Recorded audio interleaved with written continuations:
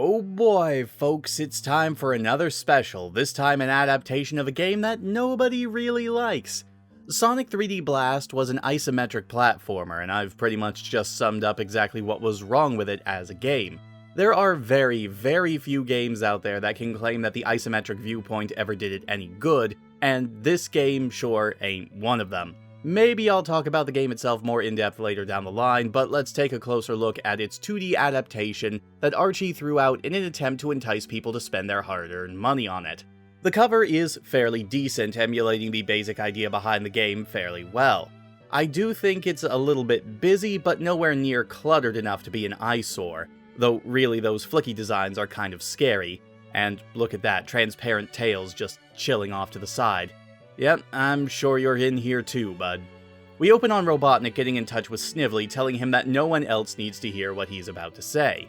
Snively responds by destroying the jammer that was keeping their conversation private, still sore about the humiliation he suffered at the end of the Sonic quest, so he's pretty much intentionally sabotaging Robotnik here.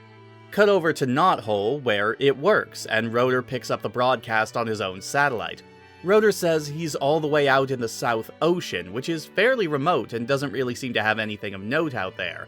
While Tails urges him to launch his bathysphere in the Sea Fox, Sally runs off to find Sonic, who's relaxing by the riverside, contemplating how truthful Sally's being about her past relationship with Knuckles. Sally decides to defuse the situation with an almost kiss, saying that she only has eyes for blue quills right now. Smooth.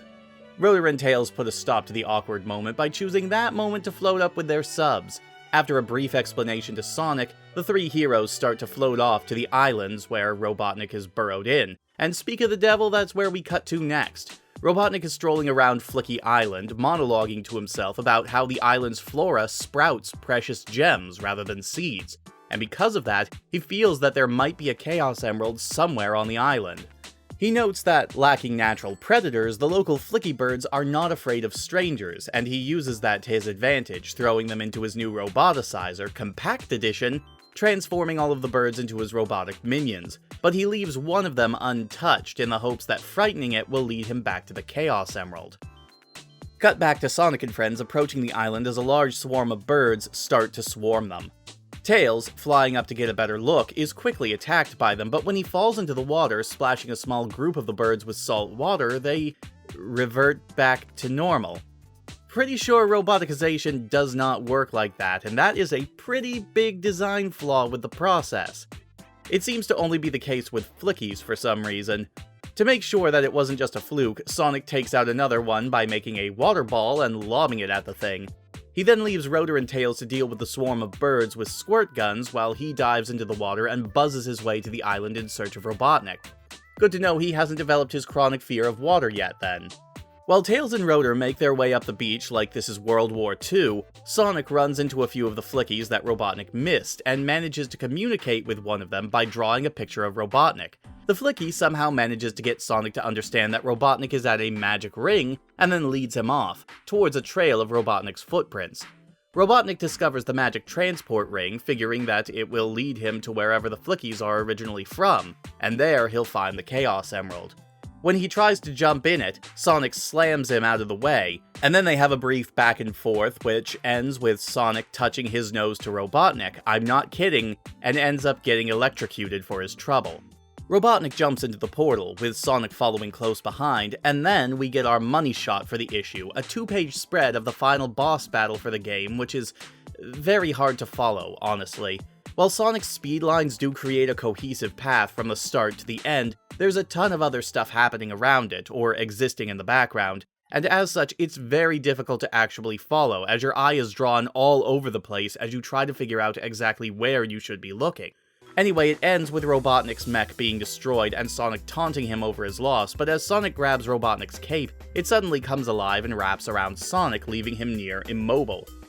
Robotnik walks into a nearby cave and finds what he's been looking for, a Chaos Emerald in the forehead of a giant Flicky statue, even berating the Flickies for using something so powerful as mere window dressing, but when he pops it off the statue's head, it suddenly comes to life, its roar apparently powerful enough to make a trans-dimensional reality quake, as he puts it.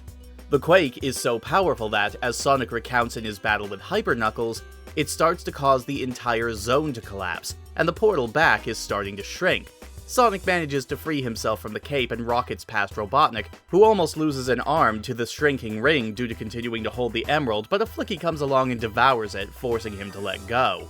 And as the ring completely disappears and Robotnik states that he still has his roboticized birds, Rotor and Tails reveal that they've managed to defeat every single one of the birds and turn them back to normal. After which, they all flew into the magic ring, leaving the island pretty much abandoned now. They even destroyed his battle suit that he used to travel here on his own, and start to sail off, leaving Robotnik completely marooned with no means of contacting anyone to help him get off the island. The end. As far as game adaptations go, this one is pretty alright. The few liberties taken with the source material are actually pretty welcome, considering that the game itself was not that good to begin with. It's got a really colorful locale, and the story is simple, but does have a nice flow to it, though that flow is sort of undone by a lot of exposition. Robotnik and Sonic are constantly monologuing to each other and themselves, which leads to a lot of information hitting the reader all at once. But the comedy in this issue, both written and drawn, is pretty on point, and while it goes out of its way to make Robotnik into more of a buffoon compared to the more serious tone he's taken in some of the more recent stories, it was a good breather, and unlike the last special we looked at, it is at least readable, and can be enjoyed as a simple adventure story birthed from the need to advertise a mediocre game. At least this story was more enjoyable than the game itself. We're not really going to go into the two backup stories in this issue, mostly because there's not a whole lot of substance to them and they're both just meant to be silly jokes. The first one is a 2-page award ceremony spoof, while the second is Robotnik and Snively chasing after Bunny after they planted a tracking device on her.